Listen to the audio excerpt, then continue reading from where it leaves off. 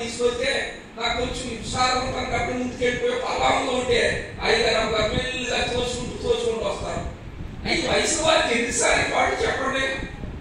వారు ఎందుకంటే పెద్ద ఒక సంపన్నులు కోటేశ్వర అయ్యుడు కూడా ఉన్నతమైన కులంలో జన్మించి కూడా ప్రభు నమ్ముకుని బిడ్డను విడిచిపెట్టి ఎక్కడో పల్లె ప్రాంతాలకు వచ్చి మన కొరకు వారికి ప్రయాసపడవలసిన పని చెప్పండి సార్, చెప్పండి.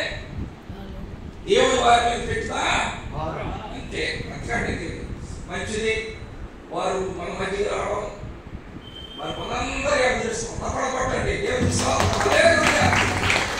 ఎంత బలహీనత ఉన్నా ఎంత అనారోగ్యం ఉన్నా వారు బ్రతికినంతకాలం ప్రభు కొరకు సేవ చేస్తామని ఒక విధమైనటువంటి నిర్ణయం తీసుకుని మనది అయిన తర్వాత రాయగడ్డ ప్రాంతం ఒరిస్సా బోర్డర్ పెట్టి సేవ చేస్తున్నారు. తప్పడపట్టండి. హల్లెలూయా.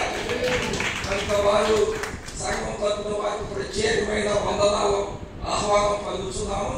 సరే, ఇక మిగిలింది గతించిన 2 వారాలు నేను బెంగళూరు వెళ్ళడం జరిగింది. ఈ సారో ఫెలోషిప్ ప్రారంభించి దగ్గర 11 సంవత్సరం అవుతుంది. ఈ 11 సంవత్సరాల నుంచి ఈ మా ఫెలోషిప్ ఆశ్రమంలో నన్ను ఏమవుతారంటే రెవరెంట్ కేజీరావు గారు అని పిలిచేవారు. 2 సంవత్సరాల చాటికి ఏమొచ్చిందో తెలియదు. రెవరెంట్ కాస్త బిషప్ గా మార్చేశారు. ఆమేన్. హల్లెలూయా. బిషప్ అనలేదు.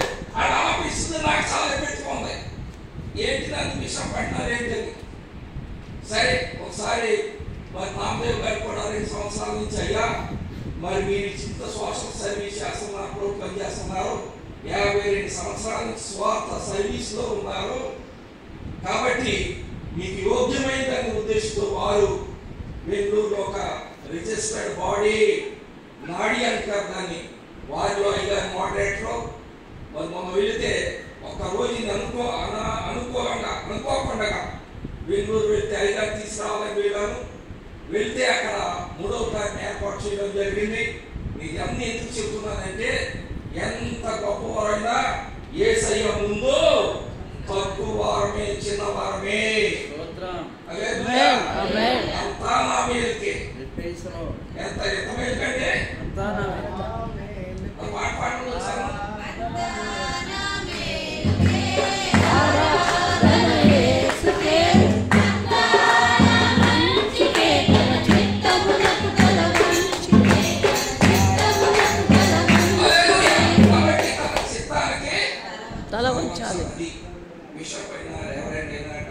ఎవరైనా ఆయన ముందు తల వంచవలసిందే.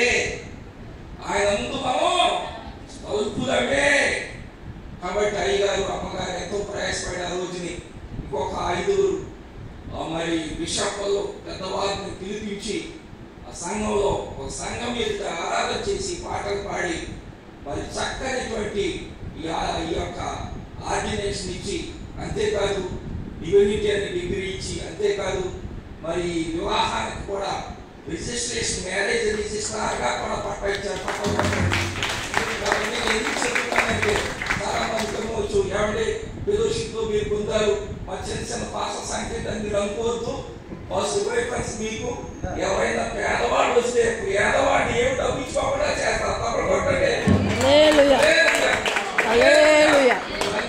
మరి మా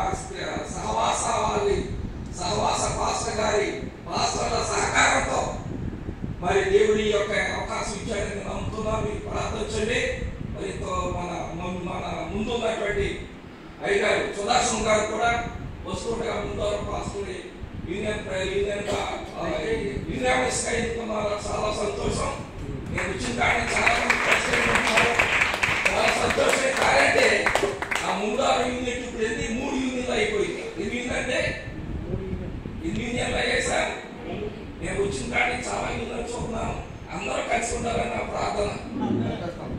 అందరూ కలిసి చేతనైతే అందరూ కలిసి యూనియన్ చేయండి. దేవుని స్తోత్రం. హల్లెలూయా.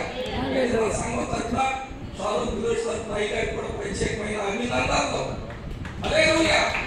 దేవునికి స్తోత్రం అండి. ఉపాసకుడితో ఐదారు అమ్మగారు మంచి మంచి వర్తమానాలు దేవుడు వారికి ఏం బయటపరచాడో తప్పగా వారికి మాకు వివరిస్తారు. ప్రార్థనలు కనిపెట్టండి. మీ సమస్యలన్నీ దేవునికి సన్నిధికి తీసుకొని రండి. సత్యము బోధించు దేవుని